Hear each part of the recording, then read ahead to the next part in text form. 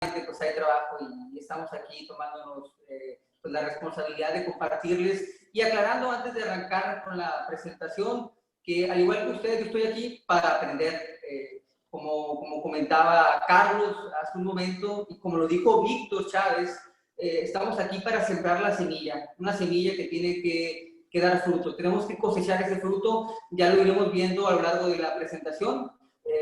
Como comentaban igual en la introducción, yo no me dedico de tiempo completo a la política, en todo caso no me dedico a la política, sino más bien me dedico a participar activamente en movimientos en defensa de la vida, la familia y las libertades, que es una expresión de la política, que no partidista, pero una expresión al fin. Lo iremos viendo a lo largo de la presentación.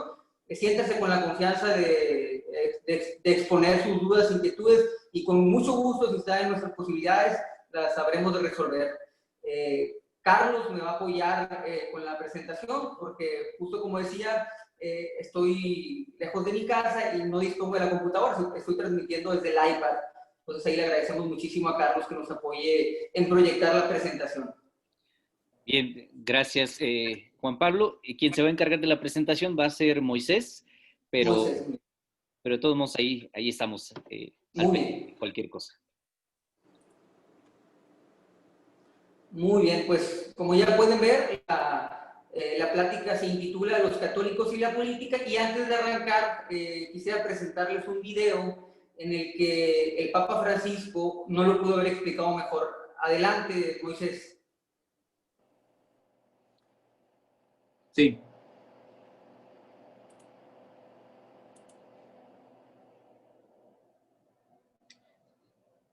Me dicen si lo escuchan, ¿de acuerdo? Permítame.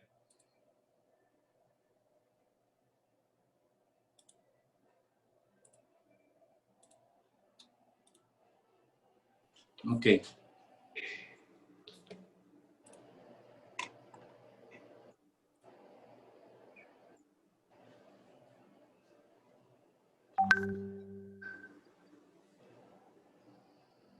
Coinvolgersi nella politica è un obbligo per un cristiano. Noi cristiani non possiamo giocare da Pilato, lavarci le mani. Non possiamo. Dobbiamo immischiarci nella politica, perché la politica è una delle forme più alte della carità, perché cerca il bene comune. E i laici cristiani devono lavorare in politica. Lei mi dirà, ma non è facile, ma neppure è facile diventare prete. Non ci sono cose facili nella vita, non è facile. La politica è troppo sporcata, ma io mi domando, è sporcata perché? Perché i cristiani non si sono iniziati con lo spirito evangelico? Quella è una domanda che ti lascio. È facile dire la colpa di quello, ma io cosa faccio, no? È un dovere. Lavorare per il bene comune è un dovere di un cristiano. E tante volte la strada per lavorare è la politica. Ci sono altre strade, professore, per esempio, un'altra strada, ma l'attività politica per il bene comune è una delle strade.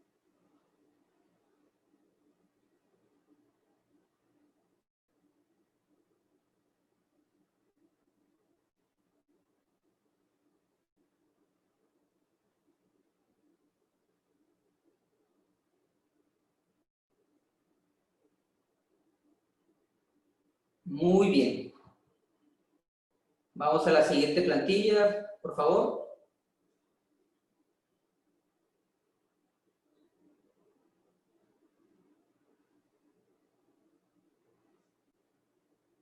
Muy bien. No voy a profundizar mucho en el tema porque anteriormente ya han abordado la importancia que tiene el bautismo como germen del empeño sociopolítico, pero quiero reafirmar esa idea en ustedes, más allá de nuestra pertenencia física a la sociedad como miembros de la misma, tenemos también otra pertenencia moral, espiritual, que se da en razón del bautismo y de la opción religiosa.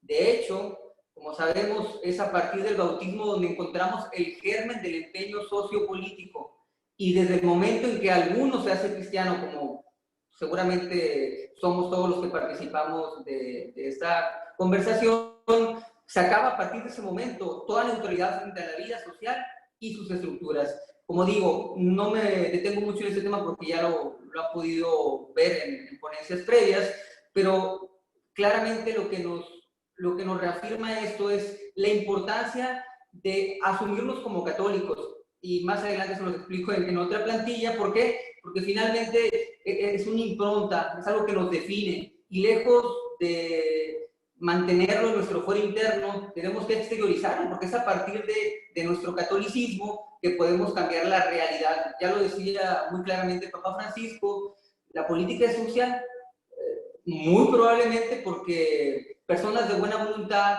católicos, no se involucran como deberían porque piensan que iglesia y Estado son asuntos separados, pero más adelante explicaré con más detenimiento. Adelante, por favor, Moisés.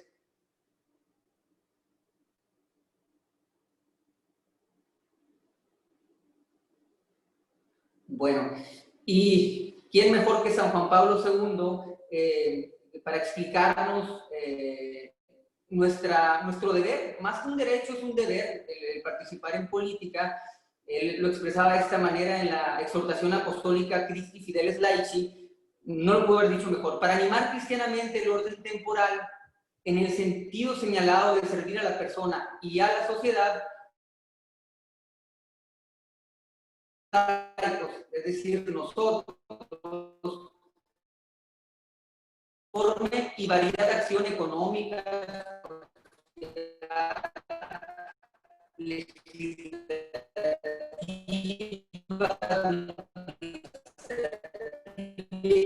cultural, pues,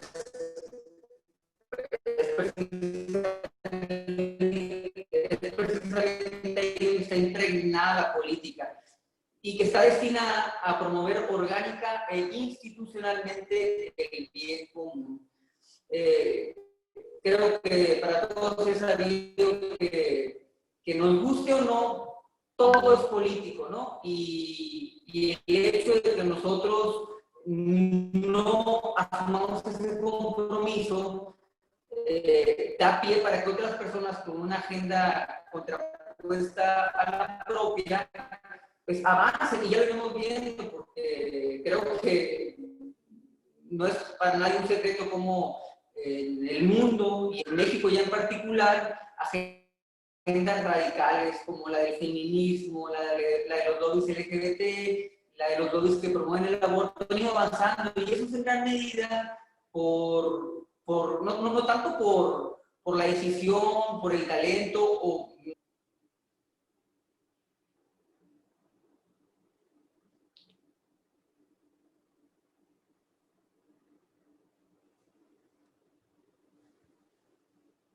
la siguiente, por favor. Juan Pablo, creo que tenemos un poco de problemas con tu internet. Te escuchamos un poco cortado. No sé si hay forma de que puedas buscar un poquito de mejor señal, por favor.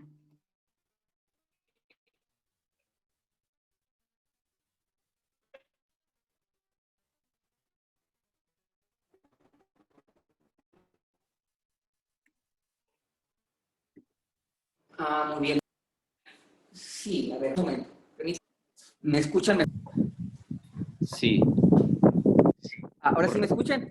Correcto, ahí te escuchamos mejor. Disculpen, voy a ubicarme aquí en una parte, es que me vine aquí a un exterior, nada más voy a ubicarme en una parte en donde pueda estar aquí con mayor comodidad. Permítanme. Listo, sí. Muy bien. Ahora sí me escuchan perfectamente, ¿verdad? Sí, y también pedirles paciencia a todos los que estamos en esta sesión. Así es la tecnología, a veces, nos ha pasado a todos, nos saca de repente de la sesión, se nos va la luz, se nos va el internet, lo que sea. Les pedimos paciencia, por favor. Adelante, Juan Pablo. Gracias.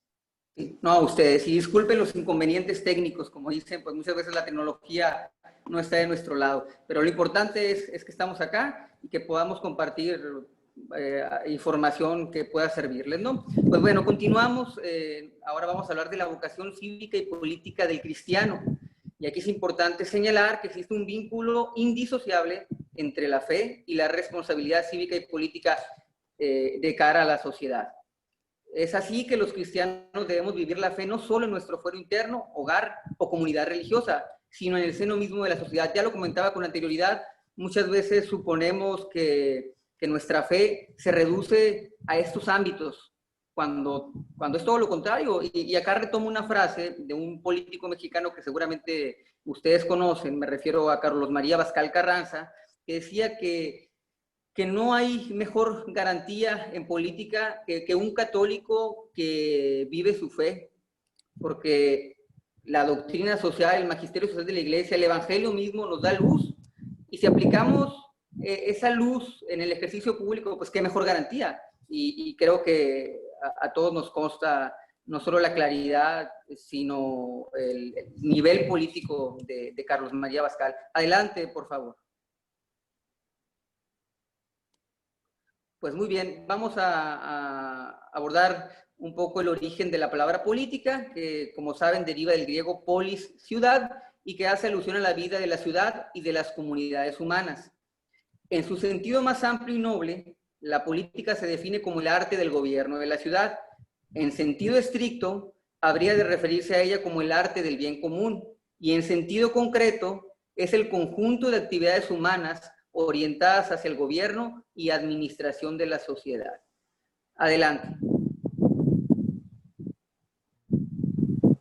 Bueno, antes de entrar un poco al tema de la doctrina social, pues les voy a leer este texto retomado de la carta encíclica Rerum Novarum de León XIII.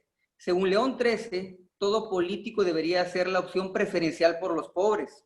De facto, en la encíclica Rerum Novarum, intentó sensibilizar a los hombres de Estado, que se declaraban cristianos, hacia la coherencia con la fe que profesaban. Su deber, concretamente, consistiría en traducir en política la opción preferencial por los socialmente más frágiles, o sea, los pobres, y por la paz.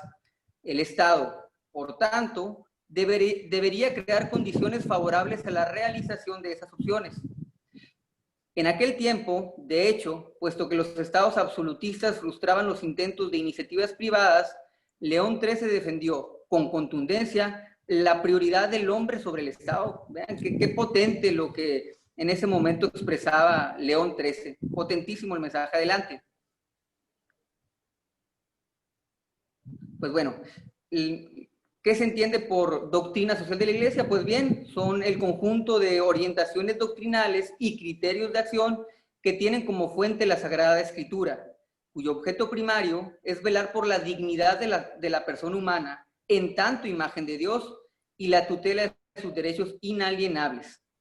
Precisamente fue a partir de la encíclica Rerum Novarum en el año de 1891 que se inauguró el magisterio social de la Iglesia, que como pudieron ver en la descripción, tiene como objeto pues darnos esas orientaciones a partir de la luz del Evangelio, que nos dan criterios de acción en el campo en el que nos desenvolvamos.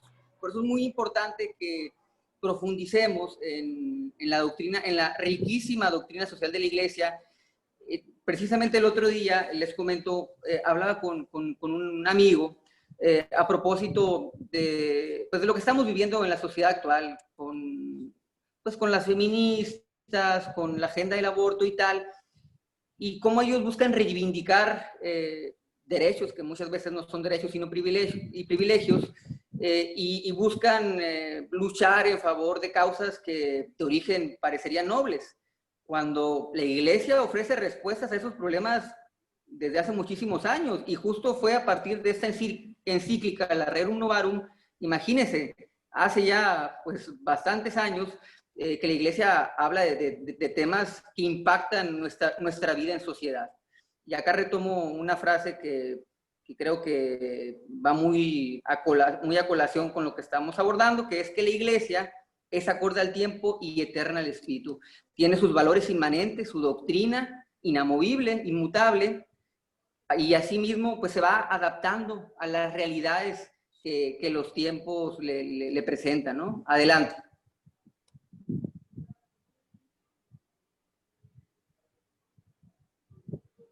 ¿Sí me escuchan bien? Sin problema, muy bien. Perfecto. Bueno, nos hacemos la pregunta muy justificadamente de si la iglesia hace política. Y bueno, acá vamos a aclararlo. Retomo este texto, no lo pongo acá la cita, pero es de un presbítero, lo escribió hace 50 años, Pedro Velázquez, y lo explicó de una manera muy clara y quise retomarlo y se los comparto. Si por política entendemos aquella que protagonizan los partidos, la de coyunturas y oportunismos, entonces habría que decir categóricamente que la iglesia no hace política. En cambio, la iglesia hace la auténtica política, la más elevada de todas, que es la de enseñar a las personas las verdades inmutables y servir de guía moral para que formen su conciencia en virtud de la doctrina de Cristo. También la ejerce cuando procura el bien común. Esa sí es la política que ejerce la iglesia y es a la que estamos llamados todos como laicos. Supongo que participan de la reunión también consagrados. Es decir, todos los que formamos el cuerpo de la iglesia estamos llamados a participar políticamente, entendiendo la política en ese sentido en el que lo expresó este presbítero hace ya más de 60 años. Imagínense cuánta actualidad en la definición que nos ofrecía entonces, ¿no? Adelante.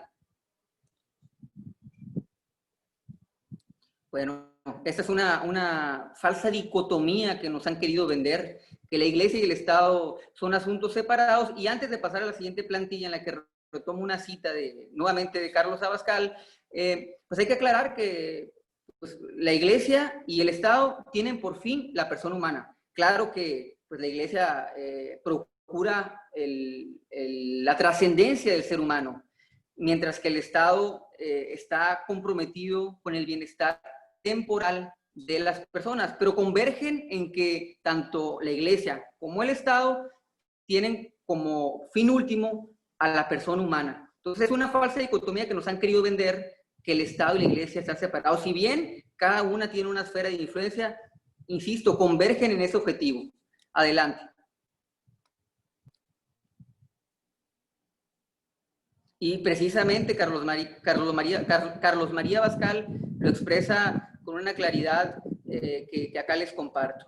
La laicidad y la separación de las iglesias y del Estado, en términos justos, implica respetar la libertad, no imponiendo una religión, sino dejando el espacio a las libres conciencias para creer o no, a las religiones, con su propia responsabilidad hacia la sociedad civil, abriéndoles espacios para que sean ellas factores positivos en la construcción de la sociedad, en la construcción del bien común. Fíjense bien lo que nos dice Carlos María Abascal Carranza, que en todo caso el Estado debe abrir espacios a las iglesias, y se refiere no exclusivamente a la Iglesia Católica, se refiere a las iglesias en un sentido más amplio, pero él invita a que el Estado se abra a las iglesias, porque las iglesias influyen positivamente en la construcción de una sociedad más justa, más equitativa, inspirada en dos valores fundamentales que a lo largo de la doctrina social de la Iglesia se reiteran, que son el de la justicia social y el de la caridad. Son hermanas gemelas, así lo refiere la doctrina social,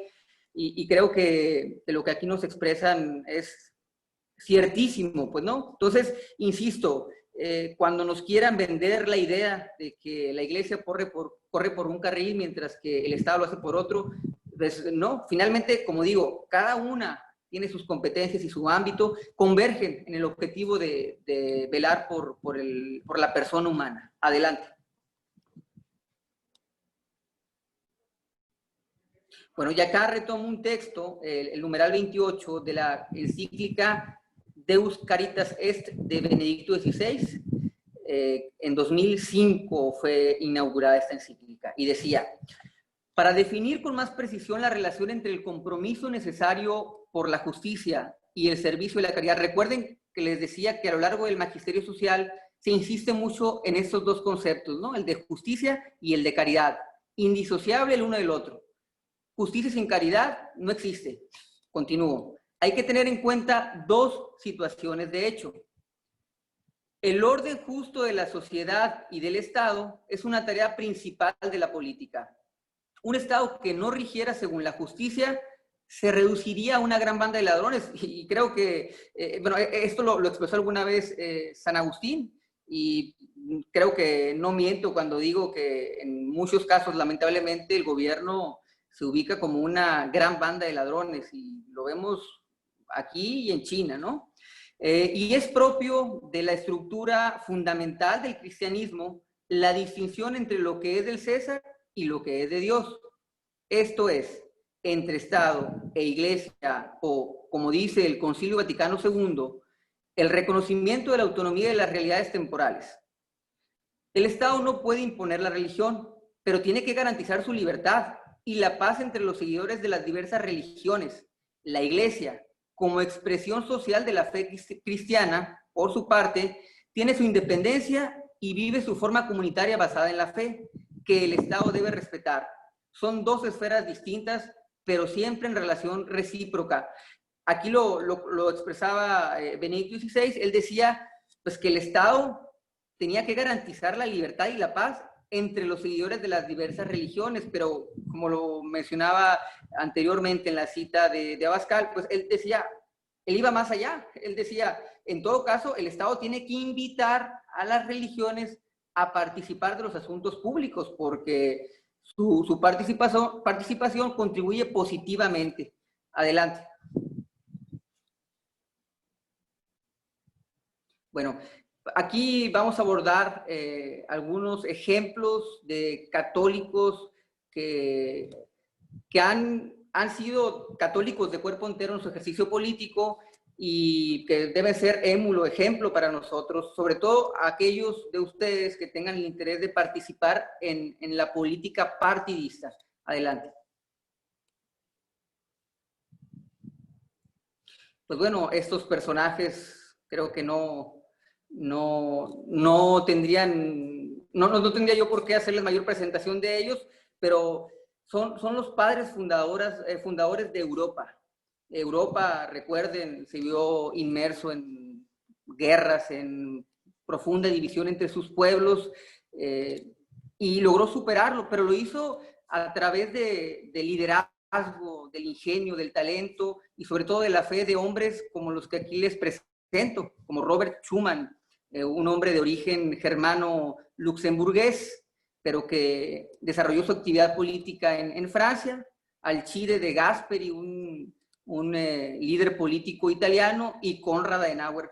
Estos hombres vivieron tiempos difíciles y lejos de desanimarse, participaron decididamente en el cambio social que exigía el contexto de la época, y lo hicieron a partir de su fe, o sea, lejos de sentirse avergonzados y de mantener su fe, como lo expresaba al inicio de la presentación, en su fuero interno, en su hogar o en su comunidad religiosa, les sirvió como base para poder desarrollar esa actividad política que se tradujo en un liderazgo poderosísimo. Imagínense el contexto en el que vivía Europa entonces, dividida, profundísimamente dividida. Ellos lograron no solo reconstruir sus naciones, sino tender puentes entre el conjunto de las naciones europeas. Los pongo como ejemplo. Yo les sugeriría que profundicen en la biografía de estos grandes hombres. En internet hay muchísima información y creo que es relevante que conozcamos su testimonio y que lo tomemos como base y como ejemplo en nuestro accionar político. Recuerden, entendiendo la política en su sentido amplio, porque todos hacemos política. Yo no participo en la política partidista, pero como comentaban en la introducción de la presentación, yo participo activamente en movimientos pro vida, en defensa de la familia y de las libertades. Ahí hacemos política. Y les pondré ejemplos más adelante de cómo este tipo de movimientos inciden en los cambios que exige nuestra ciudadanía, y tomando como base la doctrina social de la Iglesia. Adelante.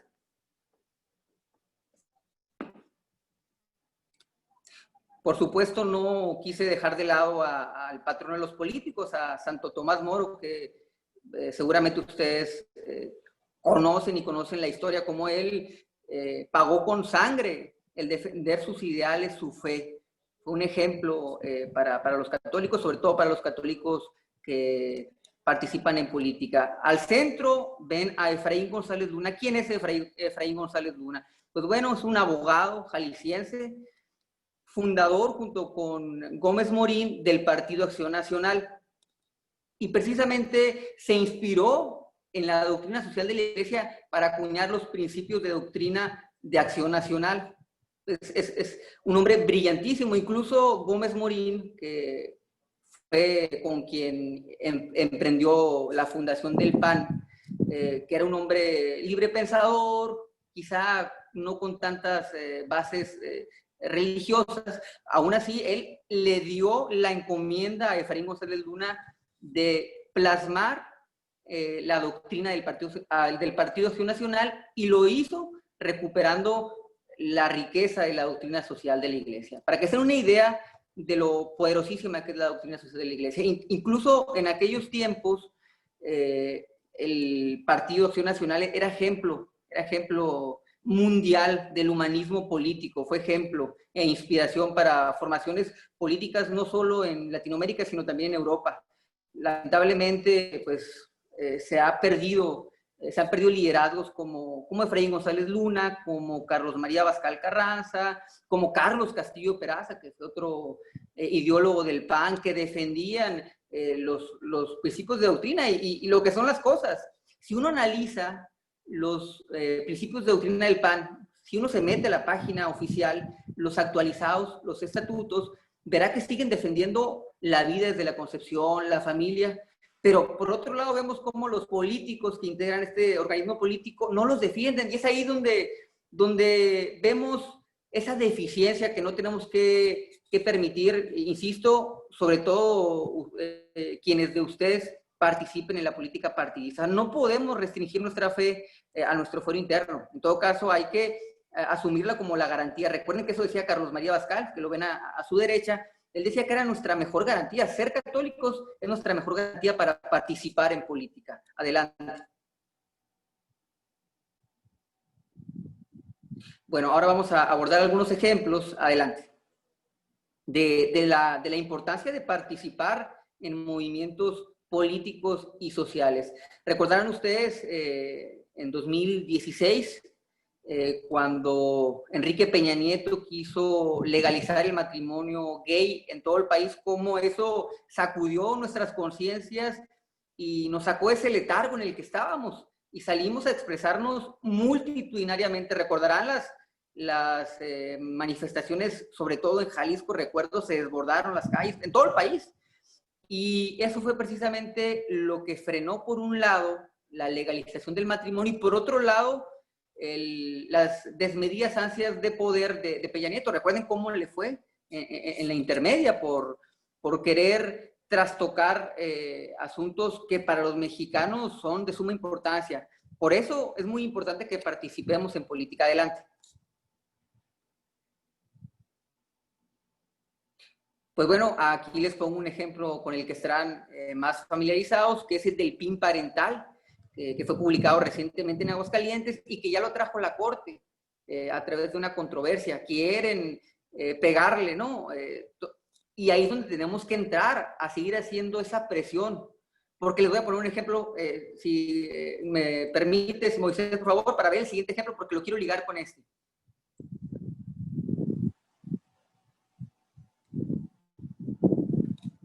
Adelante. También recientemente la Corte falló en contra de la despenalización del aborto en Veracruz. Para los que no están enterados, hubo un proyecto emitido por un magistrado de la Suprema Corte, en el que pretendía despenalizar el aborto en Veracruz, y que además eso abría la puerta a hacerlo en todo el país. Y una vez que se dio a conocer el proyecto que estaba siendo impulsado por el magistrado, pues hubo una intensa movilización en redes sociales, sobre todo, porque ya esto se vivió en el contexto de la pandemia, y los ministros, lo desecharon. Los ministros desecharon el proyecto, pero no lo hicieron porque estuvieran convencidos de que el aborto es atenta contra la vida humana, ¿no? Lo hicieron porque se ejerció una fuerte presión social. Incluso los ministros, mientras iban explicando por qué iban a votar en contra del proyecto de uno de sus compañeros, se exculpaban con quienes lo habían promovido, diciendo que pues lo tenían que desechar porque tenía fallas de técnica jurídica, o sea, porque no estaba bien articulado el proyecto, pero no lo hacían porque estaban convencidos. Todos sabemos que la Suprema Corte es dominada por liberales, pero tengan la seguridad que en gran medida se desechó el proyecto por la enorme presión social que se ejerció. Para que dimensionemos la importancia de salir a las calles, de ahora que las redes sociales pues significan un boom y un parteaguas en términos de comunicación, tenemos que los laicos expresar nuestro descontento, por un lado, con las políticas que van en contra de nuestras creencias y de lo que es correcto y de lo que está pegado a la verdad, y por otro lado, para precisamente defender esas verdades.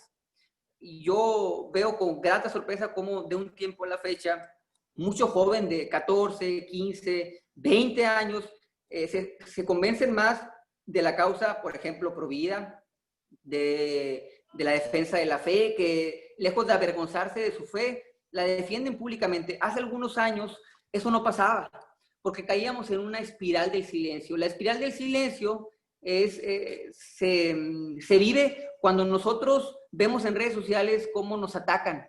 Y aunque seamos una amplia mayoría, porque somos la amplia mayoría, los católicos o los que defendemos la verdad, muchas veces creemos que somos la minoría porque aquellos, los que en realidad son minoría, son muy ruidosos.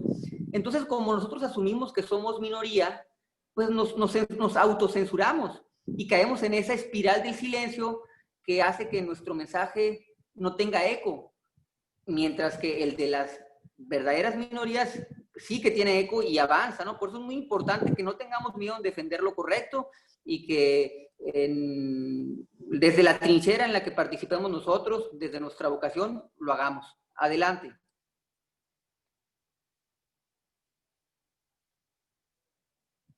Bueno, cierro con la invitación a actuar, y creo que el esfuerzo que el Consejo Nacional de Laicos, que la Pontificia y que el INDOSOC están impulsando a través de programas como estos, el objetivo que persigue es muy claro: incitar a la participación política, despertar, ya lo decíamos en la introducción, sembrar esa semillita, pero hay que cuidarla. No nomás se trata de sembrar la semilla y lanzarnos al ruedo, sino hay que cuidarla y cosechar los frutos de esa semilla.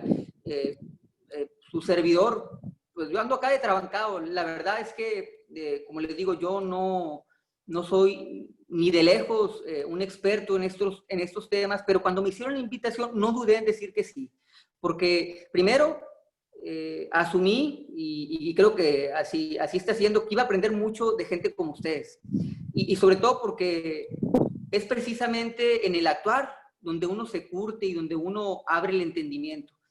Entonces, la invitación es muy clara.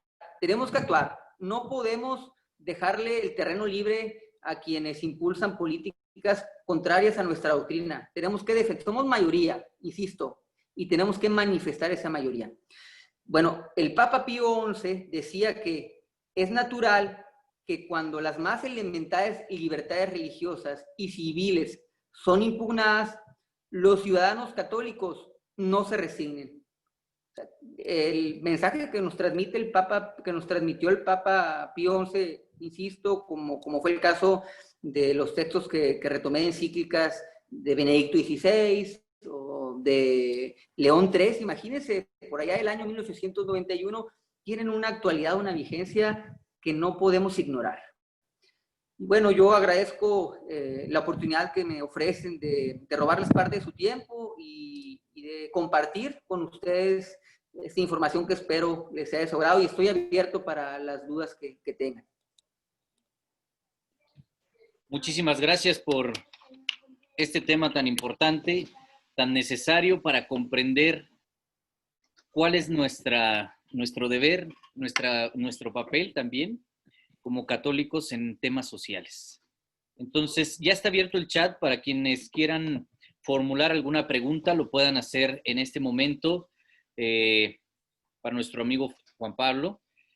Aprovechemos que tenemos pues estos ponentes para disipar nuestras dudas. Cualquiera que sea la duda, es momento de hacerlo.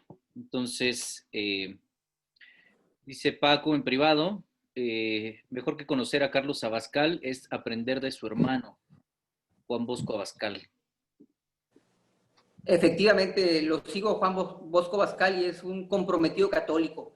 Sin embargo, Carlos María Abascal se fue por un camino muy complicado, que es el camino de la política, y a él lo respetaron propios y extraños. Incluso cuando él fungió como secretario de Gobernación en el sexenio de Vicente Fox, pues le tocó trabajar, imagínense, con los anquilosadísimos sindicatos que el PRI empoderó durante años, ¿no?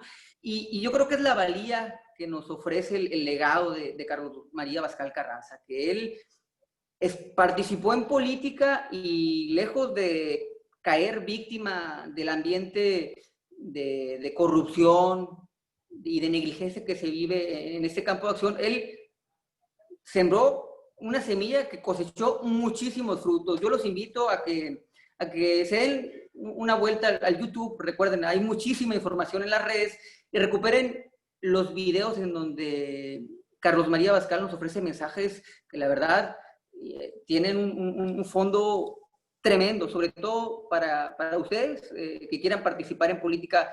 Entiendo que en Aguascalientes el ambiente no está tan enrarecido como en otros estados. Acá en Sonora, me desvío un poco, pero quiero aterrizar esto. En Sonora, hace algunos años, les pongo un ejemplo, participábamos en las marchas pro vida, 7,000, 8,000, 10,000, 12,000 personas. Imagínense en una ciudad en la que, como Hermosillo, en la que las temperaturas llegan a los 50 grados en verano, y logremos sacar a las calles a 10,000 personas, era un logro enorme. Pero fue menguando el poder de convocatoria porque los católicos creíamos que teníamos ganada la batalla. Incluso cuando salíamos a marchar acá en Sonora, salían también a manifestarse colectivos LGBT, de feministas, a buscar provocarnos. No eran más que una veintena de personas.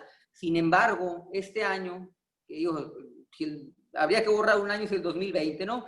Pero en este año ya ha habido manifestaciones de los movimientos feministas, principalmente, en el que vemos convocatorias de 5,000, 6,000 personas. Imagínense, hace apenas 3, 4 años eran una veintena de revoltosas, provocadoras, porque iban precisamente a provocar a las marchas pro vida, y hoy pues lideran un contingente amplio de mujeres, muchas de las cuales no caen en cuenta en la trampa, en el engaño que subyace en el feminismo contemporáneo. Por eso, pues es muy importante que no seamos omisos y que no dejemos el terreno libre para que otras personas se adueñen del discurso y sobre todo del asunto público. Adelante con cualquier otra duda. Gracias, Juan Pablo. Pregunta Adriana Monzón. Muy cierto, hay que participar, la estrategia de las minorías, sin embargo, es hacernos quedar como fanáticos irracionales. ¿Cómo evitarlo sin dejar de defender nuestra fe? Bueno, recuerden que la fe y la razón son hermanas. Entonces, nosotros tenemos que buscar la manera de transmitir la doctrina social de la Iglesia de una manera en la que logremos penetrar en el colectivo. Y les pongo ejemplos de liderazgos que lo han sabido hacer con muchísima eficacia. Seguramente ustedes se han topado alguna vez con ponencias de Agustín Laje, por ejemplo, que él es católico, pero en todas sus ponencias, en momento alguno, expresa su fe. Claro que la expresa y dice que es católico y hace valer su pensamiento y su visión del mundo, pero también lo hace de una manera en la que su mensaje permea en gente que quizá no abraza la fe católica o incluso en ateos. Y ya comentaba anteriormente que cada vez veo más jóvenes. Creíamos que teníamos ese sector de la población perdido, cuando no. Si uno se echa la vuelta en Twitter particularmente, verá como los jóvenes cada vez reniegan menos de su fe, es más, se sienten orgullosos y en sus descripciones de Twitter ponen que son católicos, pro vidas. Eso es lo que tenemos que hacer, no caer en la espiral del silencio. Yo creo que esa sería la conclusión. Gracias, Juan Pablo. Pregunta Diana Duque. ¿Crees que existe un limitante jurídico para nosotros como católicos en la vida política? Yo creo que no, y les ponía los ejemplos de liderazgos católicos, como el de los padres fundadores de Europa, o el de los casos mexicanos, ya mencionados, Carlos Castillo Peraza, Efraín González Luna, Carlos Abascal, etc. Ellos participan en política, ponen por delante lo que defienden los valores de la Iglesia Católica, pero claro que entienden que el Estado juega con unas reglas, que son las del orden temporal, y uno tiene que saber permear en ese orden temporal el orden trascendental que defiende la Iglesia. Yo creo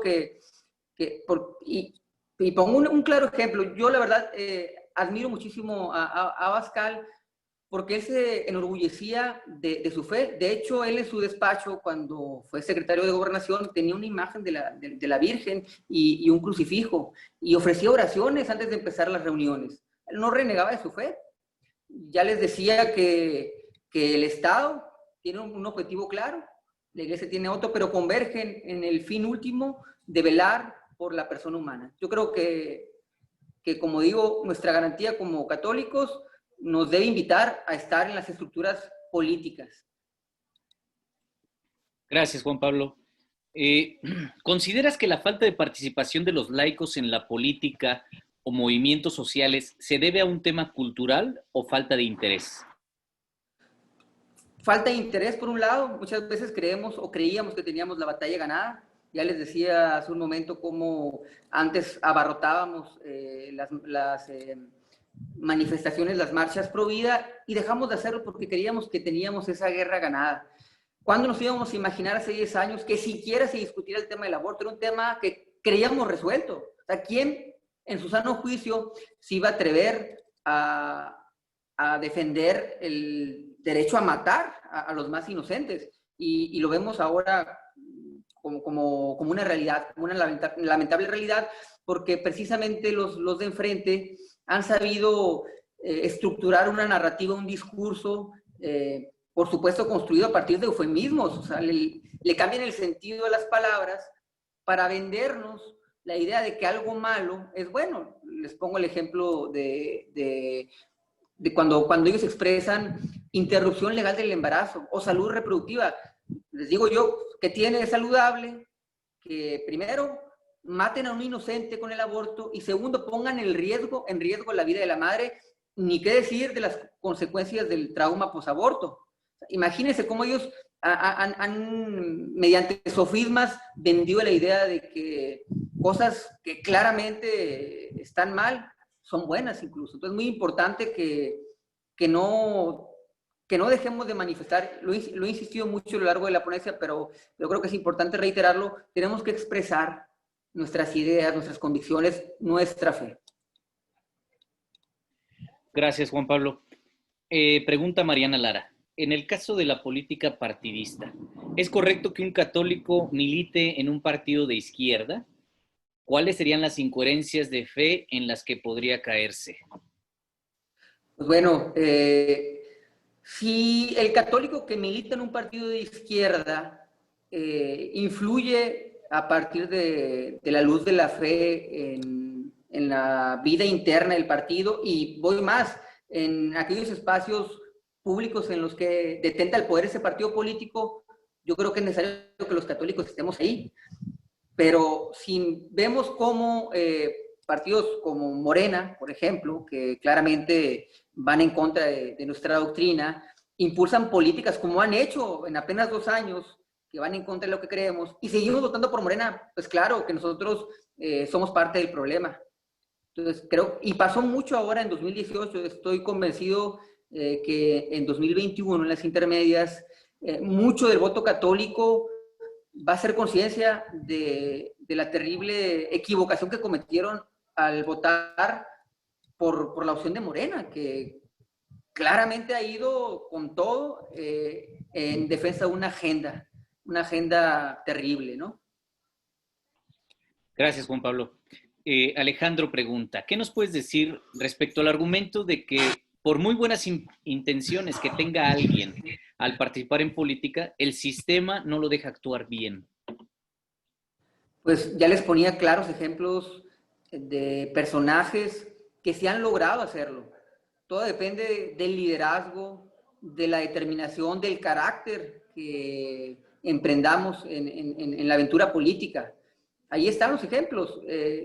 Tómese el tiempo de profundizar en, por ejemplo, los padres fundadores de Europa, para que entiendan cómo ellos, a partir de su fe, lograron cambios que se anticipaban imposibles. Entonces yo creo que ese es un mito que tenemos que derribar, como un mito también es que tenemos que mantenernos al margen de la cuestión política. Gracias. Algunos preguntan tu punto de vista respecto al gobierno actual, pero es muy recurrente esa pregunta en privado. Entonces, no sé si quieras comentar algo al respecto.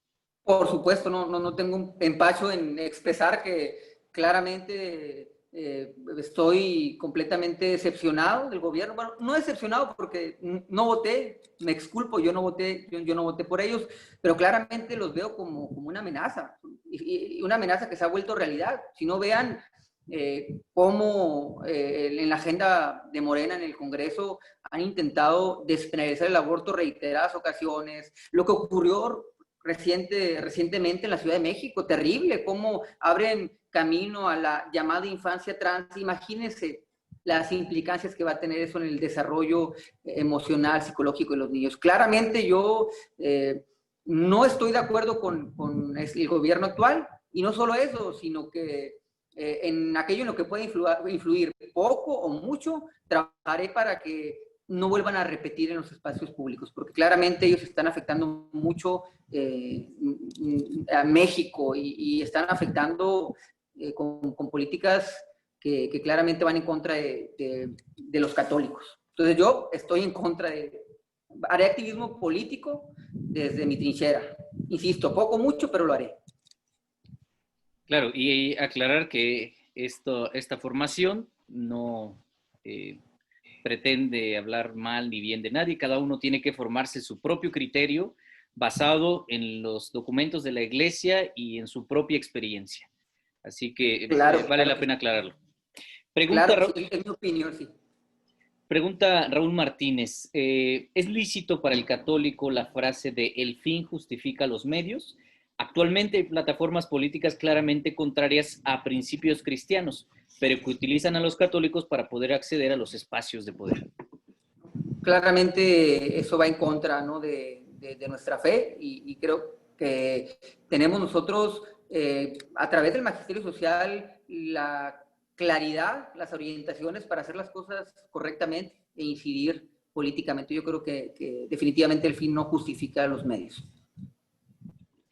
Bien, comenta Rafa Jiménez, los principios de la doctrina social de la Iglesia no corresponden a ninguna ideología. Ninguna ideología partidista es apoyada por la Iglesia, y esto es muy cierto. El pensamiento católico es para dar luz a todos desde cualquier partido. Así es. Incluso, porque recuerden, en el sentido amplio, la política permea en todos los campos. Muchos de ustedes participan en el Consejo Nacional de Laicos, ahí hacen política. Los que participan en movimientos pro vida hacen política, no partidista, pero hacen política. Y en efecto, tomemos como referencia siempre el Evangelio. Exactamente. Híjole, es que hay muchos comentarios, unos agradeciendo la charla, muy buena charla. Soy de Venezuela. Hasta los momentos la invitación es actuar como cristianos católicos. Quisiera saber si tiene alguna experiencia dentro de la política bajo alguna organización de participación ciudadana. Claro, yo en algún momento participé en el Partido Acción Nacional, precisamente en las juventudes. Desde ahí, durante algún tiempo di mi lucha. Después me di cuenta, cuando menos en la política regional, en la política estatal, que por ahí no iba la cosa, y fue entonces que decidí abrirme camino desde organizaciones de la sociedad civil como en la que participo actualmente, Poder Sonora Movimiento, en donde pues defendemos nuestra fe. Entonces sí, en algún momento participé en un partido político, pero de momento no, estoy al margen. Una pregunta que me llama mucho la atención, la acaban de escribir, Uriel. En México se dice, ¿por qué en México se dice católico y existe tanta injusticia y pobreza? Pues yo creo que sucede eso porque los católicos hemos dejado el terreno abierto para que, por ejemplo, los políticos, que si alguien ha hecho malas cosas en este país son los políticos, pues tomen las decisiones. Y no, creo que en muchos casos no hemos actuado como tenemos que hacerlo. O sea, hemos dejado que ellos lo hagan y las consecuencias están a la vista de todos. Hay pobreza, marginación, pero por otro lado diría que es precisamente la Iglesia Católica la que da refugio, aliento, incluso bienestar, no solo espiritual, que es su principal misión, sino también material a los más necesitados de México. Sin la Iglesia, imagínense cómo estuviera México. Muy bien, siguen preguntando respecto a la opinión del gobierno actual, pero ya se dio y creo que cada uno tenemos que formar nuestro propio criterio, insisto, basado en esta formación, los documentos de la Iglesia y nuestra propia experiencia. Aquí no le vamos a decir por quién va a votar, no le vamos a decir por quién no votar, por quién votar. Usted lo tiene que hacer basado en su libre albedrío y pues bueno, en toda la información que usted pueda tener de los católicos. Entonces, creo que son todas las preguntas. Hay muchos comentarios que los pueden leer, están públicos. Lamentablemente nos dejamos llevar por ideologías no aptas. Debemos tener en cuenta nuestra fe y analizar antes de actuar. Es correcto. Y la pregunta recurrente, ¿qué tenemos que hacer ante esta situación? Pues bien, muchos de ustedes participarán en diversas trincheras. Ya decía, yo en algún momento de mi vida participé en un partido político, muchos de ustedes, algunos de ustedes lo harán actualmente. Pues bueno, a partir de ese terreno, incidan en cambiar la realidad, tomando como base nuestra fe, el evangelio, la doctrina social.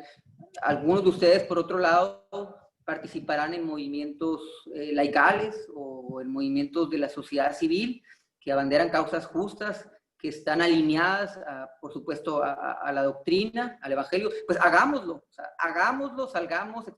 Simplemente al expresar públicamente a través de redes sociales nuestra fe, nuestras convicciones, ya estamos cambiando nuestro entorno y nuestra realidad.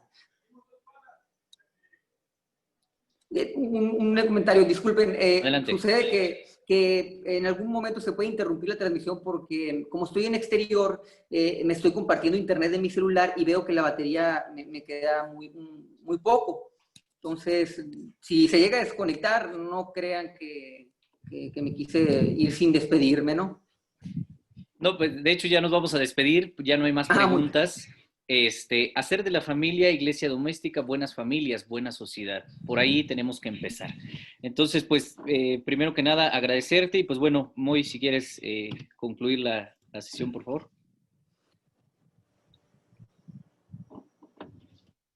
Sí, pues agradecer a todos todos los que se conectaron a esta segunda sesión. Agradecer también a Juan Pablo por este tiempo, la disponibilidad para compartir con nosotros. Quisiéramos terminar, no sé si por ahí está todavía el padre Chilo. No sé, padre Chilo, si nos pudieras hacer favor de darnos tu bendición para poder cerrar con esta sesión. Sí, aquí estoy. Muchas gracias, padre. Vamos a ponernos en las manos del Señor Jesús, en las manos de María, y vamos a pedirle a Dios nuestro Padre que el Señor esté con ustedes. Y con tu espíritu. Que Dios nuestro Padre y Espíritu Santo descienda sobre ustedes y permanezca para siempre. Amén. Amén. Amén. Los bendiga. Igualmente. Pues muchísimas gracias a todos los que se conectaron el día de hoy.